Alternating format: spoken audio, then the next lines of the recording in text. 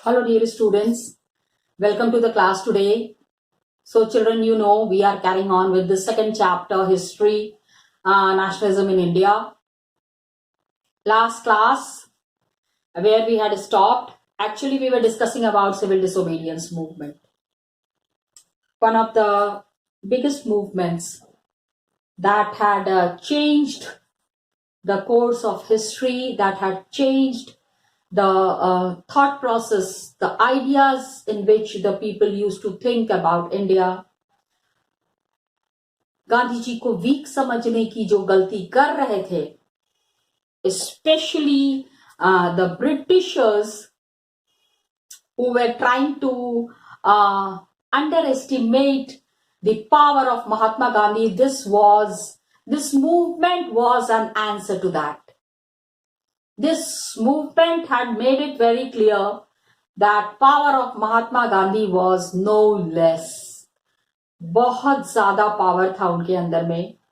And he has made the Britishers understand कि Indians को हल्के में ना लें.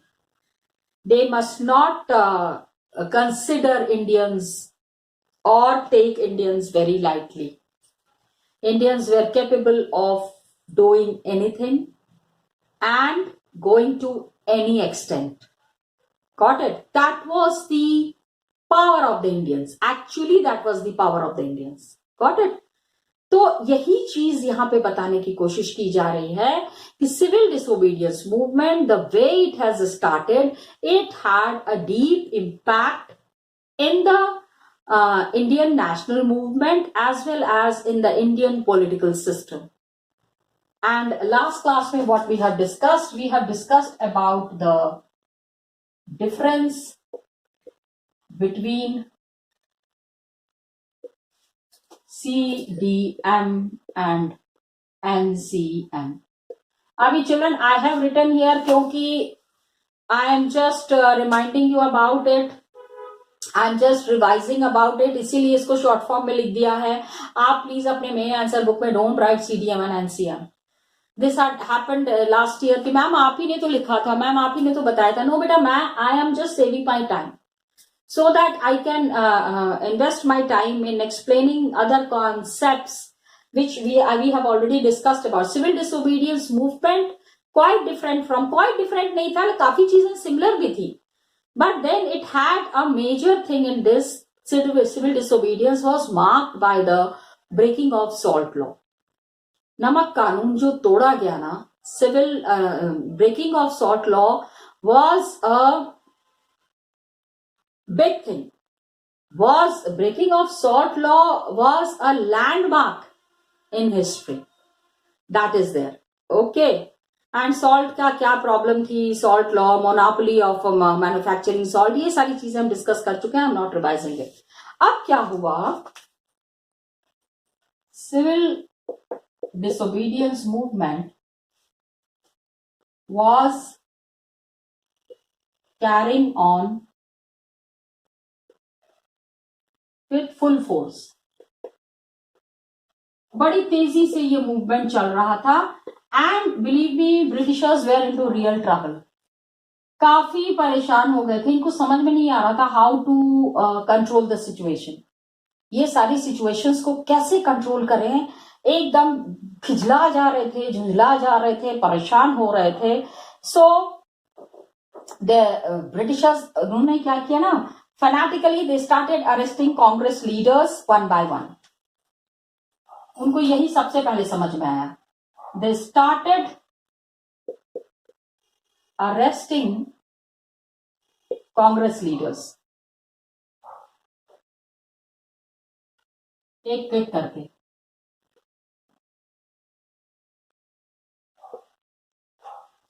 People were very angry.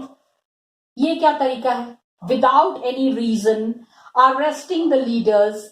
The Indians were not happy.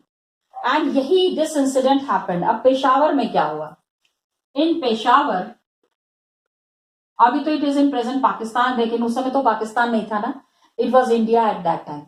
So in Peshawar, Khan Abdul Ghaffar Khan, Khan Abdul Ghaffar Khan, a devout disciple of Mahatma Gandhi, I'm sorry, M.K. Gandhi लिख देती हूँ, ठीक है, M.K. Gandhi was arrested. इनको क्या किया ना, police ने अरेस्ट कर लिया. He, इनके बारे में थोड़ा सा जानो.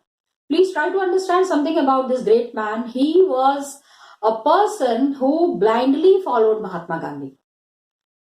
And गांधी जी के मैसेज को नॉर्थ वेस्ट फ्रंटियर प्रोविंस में, north west frontier province means present Pakistan, आज जो है वो उस समय at that time before independence it was called as NWFP, north west frontier province में बहुत ज्यादा इनको इज्जत मिलती थी because of his non-violent methods, because of his peaceful methods, and because of his carrying on the message of Mahatma Gandhi in a very peaceful manner. Carrying on the movement, ये movement को बहुत ही आराम आराम से अच्छे तरीके से carry forward कर रहे थे. तो क्या हुआ कि he was arrested in April 1930. इनको फ्रंटियर गांधी भी कहा जाता था. He was also called as Frontier Gandhi. Yes, so much he was resembling nahi, actually the way he propagated the ideas of Mahatma Gandhi, सबसे बड़े इनके फॉलोअर इनको माना जाता था उस एरिया में. इसके लिए इनको गांधी जी का डुप्लीकेट मान के फ्रंटियर गांधी कहा जाता था. So when he was arrested, angry crowds came on roads, पूरा आ गए सामने में, and faced armored cars, okay, and police firing.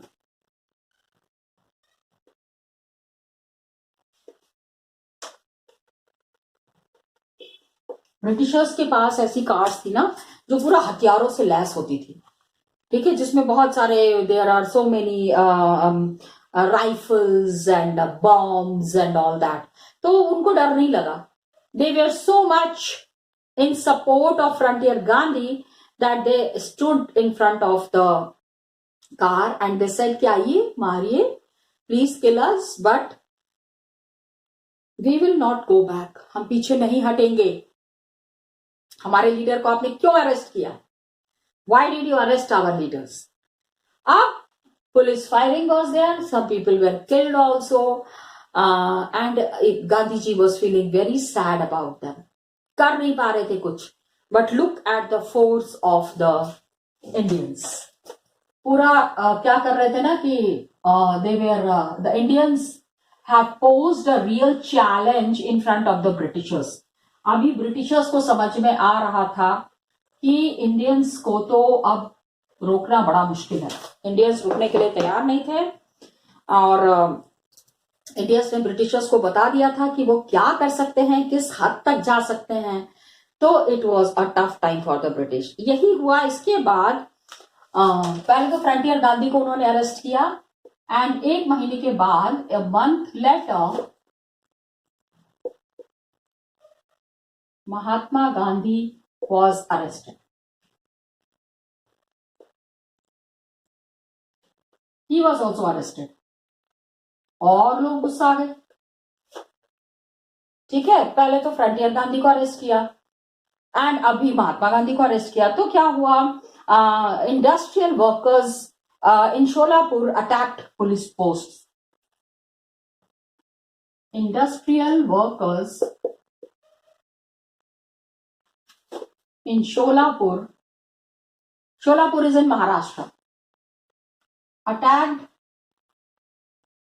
police posts. Police तो ब्रिटिश की है ना, it is not Indian.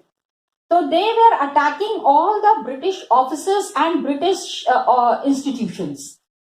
Britishers का नुकसान करना है तो पुलिस पोस्ट को अटैक किया, municipal building, law court, railway stations, municipal building,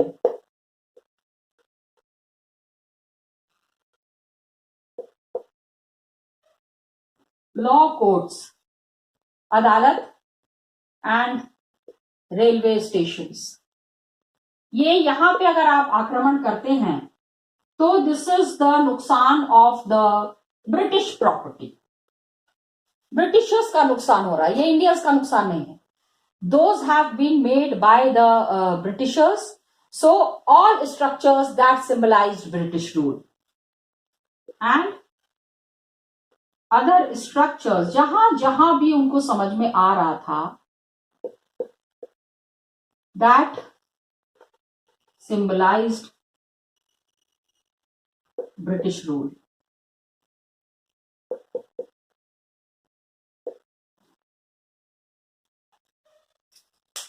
ये उस समय की बात है जबकि civil disobedience was gaining momentum, काफी स्पीड बढ़ गई थी। अब गवर्नमेंट वाज वेरी, ये इतना जब यहाँ पे so much of violence was there, ये किसी को मार नहीं रहे थे, खाली ब्रिटिश का नुकसान कर रहे थे। डिसोबीडियंस है, ब्रेकिंग द लॉ है, so they were reacting, the Indians were reacting in this manner.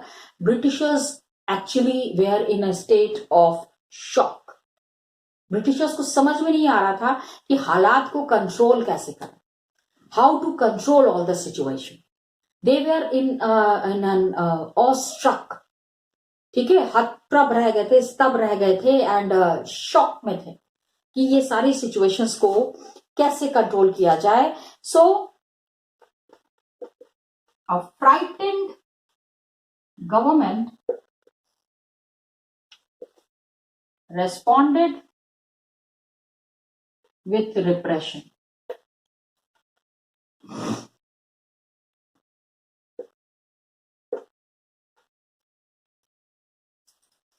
अब इन्होंने कहा कि अच्छा बहुत मन बढ़ रहा है ना, आओ brutal repression. Satyagrahis were attacked, women and children were beaten and 1 lakh people were arrested. ठीक है, सत्याग्रहीज वेयर अटैक्ड, सत्याग्रही जो एकदम नॉन वायलेंट थे, एंड विमेन, बच्चों को भी नहीं छोड़ा उन्होंने। In fact, the children were also getting very enthusiastic to participate in these movements. वो भी बढ़ चढ़ के हिस्सा ले रहे थे। So, अब सोचो, women and children were beaten. आपको क्या लगता है, इन्होंने वापस कुछ किया होगा? No, my dear children. सत्याग्रही हैं, नॉन वायलेंस है, मार खा रहे हैं, वापस नहीं मार रहे, even the women and the children also. Got it? And about 1 lakh people were arrested. And about 100,000 people were arrested. इतने सारे लोग अरेस्ट हो गए। आप सोचो, believe me children, actually Britishers का जेल में जगह नहीं थी लोगों को भरने के लिए। They have to make separate camps which were serving the purpose of jail. ठूस ठूस के लोगों को भर रहे हैं वहां पे, and it was like a ceremony for the Indians कि अच्छा अरेस्ट होने के लिए जाना है, चलो चलो हम भी अरेस्ट देते हैं, हम भी अभी अपने आप को अरेस्ट करवाने के लिए तैयार हैं। It was like a celebration time for the Indians. Line लगी हुई थी पुलिस स्टेशंस के बाहर। Believe me children, that was the scene, that was the scenario. It's very funny but then that was the reality कि लोग line लगा के खड़े थे कि अरे आपने अरेस्ट करना है, आपको लोग कम पड़ रहे हैं, आइए आइए हमको भी अरेस्ट कीजिए, प्लीज कम एंड अरेस्ट। तो 1 lakh people were arrested, 1 lakh लोगों को अरेस्ट किया गया।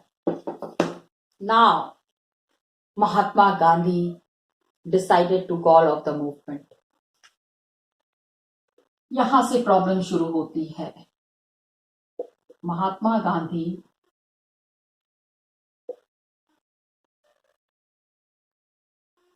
decided to call off the movement. जब पीक पे होते थे, बिल्कुल मूवमेंट टॉप पे पहुंच जाता था, सडनली महात्मा गांधी क्या करते थे ना, मूवमेंट को पीछे हटा लेते थे. This was a very struggling time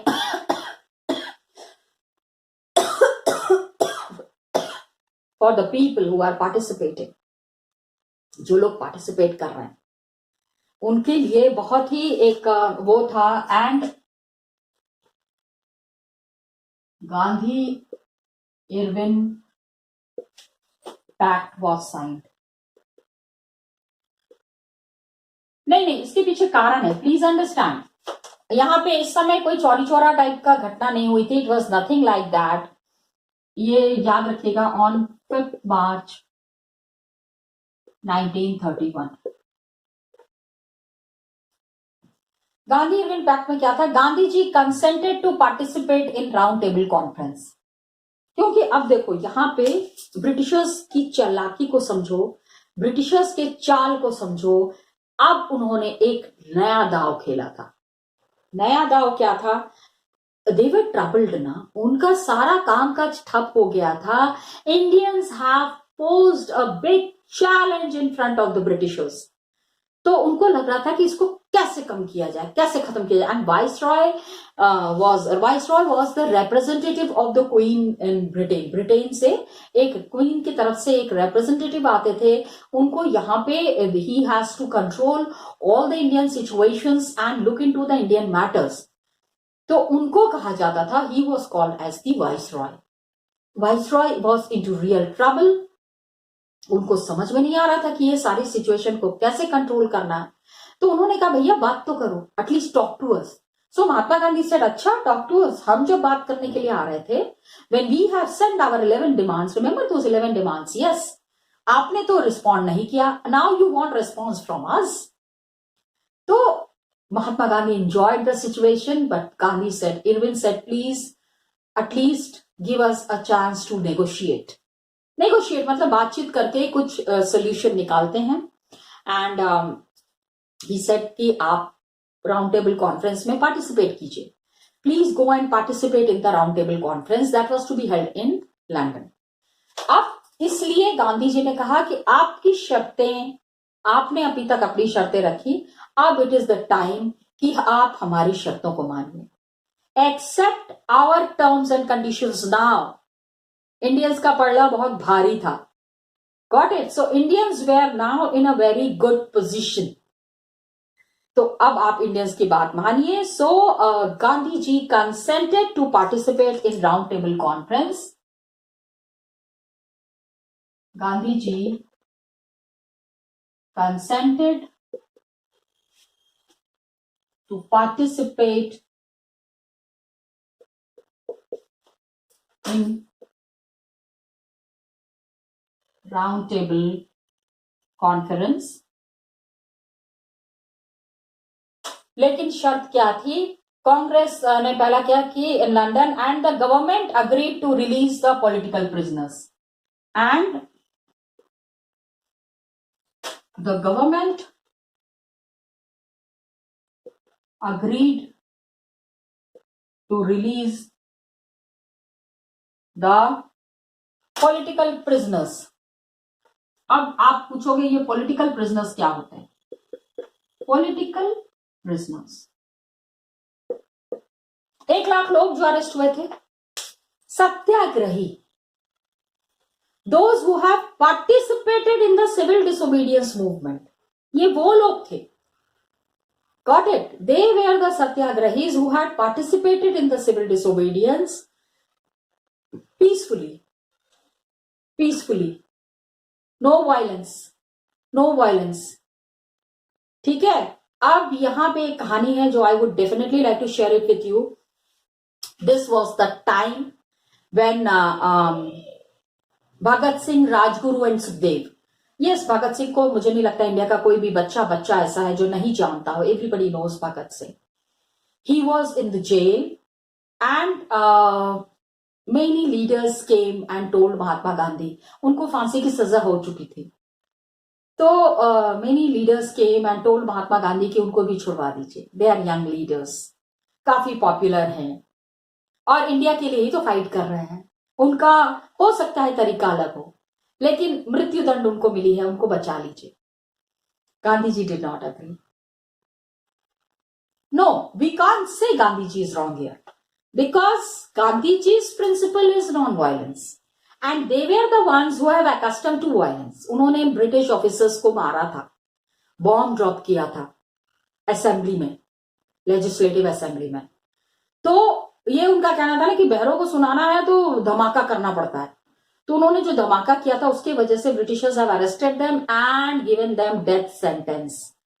so Mahatma Gandhi is criticised for this कि उनके हाथ में पूरा पावर था, वो चाहते तो इनको रिलीज करवा सकते थे, but then Gandhi ji did not agree to it and he said कि non violence is the principle, only the people who have accustomed to non-violence, only those people would be released from the jail.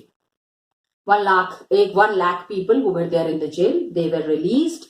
And December 1931 में Gandhi ji went London for December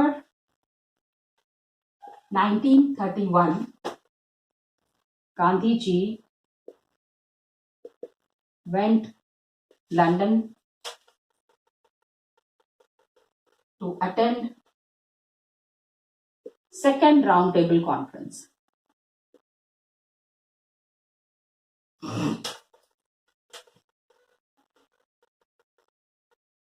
conference था ना, britishers, shrewd people, smart people.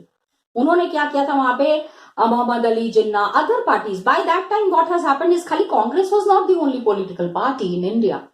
There was Muslim League, there was Backward Classes League. Backward Classes League was being led by B.R. Ambedkar, Dr. B.R. Ambedkar. तो उनको भी वहां पे बुलाया था। So they started playing the game of divide and rule. कि अरे we will be giving you reserved seats in the legislative assembly and we will be giving you advantages. Come and join our group. किसको फायदा पसंद नहीं है? अगर किसी को फायदा हो रहा है वो क्यों नहीं लेना चाहेगा? Why will the person refuse if some extra advantage is being given to that person? So B.R. Ambedkar was very happy and he was angry with Mahatma Gandhi. He said मुझे अगर कुछ फायदा, and Mahatma Gandhi was very annoyed. He said आप क्या game खेल रहे हैं? आपने हमको यहाँ बुलाया है सिविल डिसोबीडियंस की बात करने के लिए। And what is the game? They said कि no, civil disobedience is over now. Now we are here. We want to discuss. Please accept our terms and conditions. हम आपकी बातों को मानने के मूड में नहीं है। Mahatma Gandhi was very annoyed. He came back. The negotiations broke down and he returned disappointed. कोई बातचीत का हल नहीं निकला। महात्मा गांधी ने जो मूवमेंट को शुरू किया था उस मूवमेंट को वो चला नहीं पाए। राउंड टेबल कॉन्फ्रेंस अटेंड करने चले गए and this was a winning factor to the Britishers. बंद तो करवा दिया ना? Yes, it was like a teasing factor for the Indians. चढ़ाने वाली बात थी। महात्मा गांधी को वहां पे हटा दिया बीच में से, नॉन कोऑपरेशन भी खत्म कर दिया। सो एम के गांधी केम बैक डिसअपॉइंटेड। बहुत ही उनको बुरा लगा कि इतनी तेजी से जो मूवमेंट चल रहा था वो मूवमेंट सडनली एकदम स्टैंड स्टिल पे आ गया एंड उसका नतीजा कुछ भी नहीं निकला। जब वापस आए ना तो उन्होंने देखा that government has begin a new cycle. He found that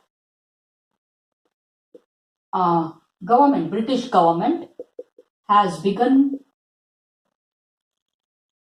a new cycle of repression.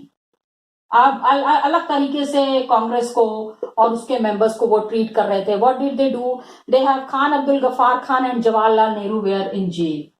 बंद कर दिया इन्होंने इनको। खान अब्दुल,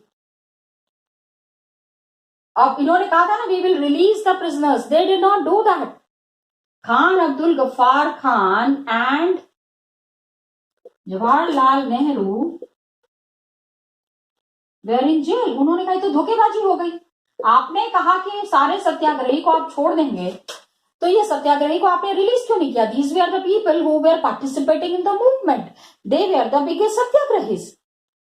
तो Congress was declared illegal, demonstrations have been imposed to कोई भी मीटिंग नहीं होगी, there won't be any meeting, demonstrations, boycott, जो भी पकड़ा जाएगा उसको जेल में बंद कर दिया जाएगा।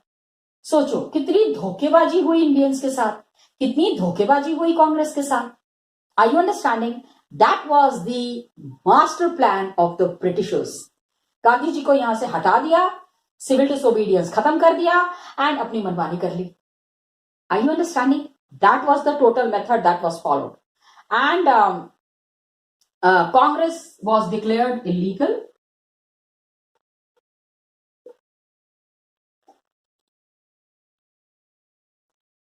So you can see the smart game of the Britishers. Very smartly they have put down this revolt. सिर्फ गांधी जी को हटाने के लिए राउंड टेबल कॉन्फ्रेंस का एक नाटक किया था। एक्चुअली इट वाज अ नाटक, सिंपल लैंग्वेज में I am talking to you. And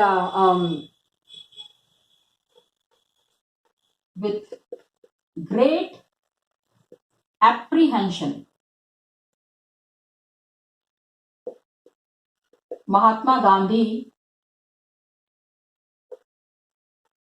relaunched the civil disobedience movement. Okay, for a year the movement continued, लेकिन by 1934 it lost momentum. अब for a year बहुत कम लोग इसमें participate करना चाह रहे थे। The movement continued, but then in 1934 it lost momentum. अब इसका स्पीड खत्म हो गया, अब लोगों की हिम्मत जवाब दे गई। इतने सारे लोग मर रहे थे, इतने सारे लोग जेल जा रहे थे, और एकदम जब पीक पे होता था movement, suddenly Gandhi ji movement को पीछे कर लेते थे, तो people were sick and tired. Actually लोगों की हिम्मत जवाब दे गई थी। तो ये था पूरा सिविल डिसोबीडियंस की कहानी। कहानी यहाँ खत्म नहीं होती, कहानी यहाँ शुरू होती है। What we start is now we come to know about civil disobedience movement. Gandhi ji के बारे में देख लिया, Jawaharlal Nehru, Abdul Gaffar Khan, all these great leaders. आम आदमी क्या कर रहा था? What was the role of the common people in this movement? How did they react to this movement? What was their force in this movement? ये चीज है जो कि हम आगे पढ़ेंगे in the next class. Bhagat Singh, Rajguru and Sukhdev से रिलेटेड एक पैसेज दिया हुआ है आपके बुक में, वो मैं आपको दिखाना चाहती हूँ। A very sorry state, very powerful leaders, लेकिन they have lost their life at a very early age. बहुत छोटी उम्र में देश के लिए उन्होंने अपनी जान दे दी। Got it children? Come let's see it. So students, the discussions that we have done just now, in those discussions, we needed to understand about the movement that was being carried on by Bhagat Singh, Rajguru and Sukhdev. A very remarkable movement which has made a lot of impact on the minds of the people and on the lives of the people. तो इस revolution के लिए, for this revolution, what has been the contribution of these leaders? Just see, 1928 की ये बात है, Hindustan socialist republican army was founded. Firoz Shah Delhi में it was founded, it was laid down in Delhi. Leaders का नाम देख लो, भगत सिंह, जतिन दास, अजॉय घोष। अब बहुत सारी चीज़ें इसमें हुई थी। तो अप्रैल 1929 में भगत सिंह, बटुकेश्वर दत्त, इन्होंने क्या किया था? They have through the bomb in the legislative assembly. And Lord Irwin जिस ट्रेन में ट्रैवल कर रहे थे ना, उसको भी ये उड़ाना चाहते थे। ठीक है, आई मीन देखो, why Gandhi ji has refuse free, please understand, इसके लिए यहाँ पे दे दिया गया है। And Bhagat Singh said that he did not wish to glorify the cult of bomb and pistol. लेकिन वो ये नहीं, वो उन्होंने कहा कि मैं वायलेंस को सपोर्ट नहीं कर रहा हूँ, लेकिन सोसाइटी में लोगों को रेवोल्यूशन के बारे में पता होना चाहिए. People should know about revolution. People should understand that they were being mistreated. कहीं ना कहीं से इसका इलाज निकल के आना चाहिए. He wanted a revolution in the society, and revolution तो is inalienable right of mankind. मतलब इसको आप हटा नहीं सकते, इसको आप भुला नहीं सकते. And freedom is imprescriptible birthright. मतलब जिसको हटाया, which cannot be removed, that is there. So he said कि इनकलाब जिंदाबाद का नारा पहली बार इन्होंने यहाँ पे दिया था, and this became the mark of the Indians after that. Got it. तो ग्रेट लीडर्स हैं, इनके बारे में पता होना चाहिए. So I wanted you to understand this paragraph. Okay children, will continue in the next class. Till then, thank you so much and all the best to you.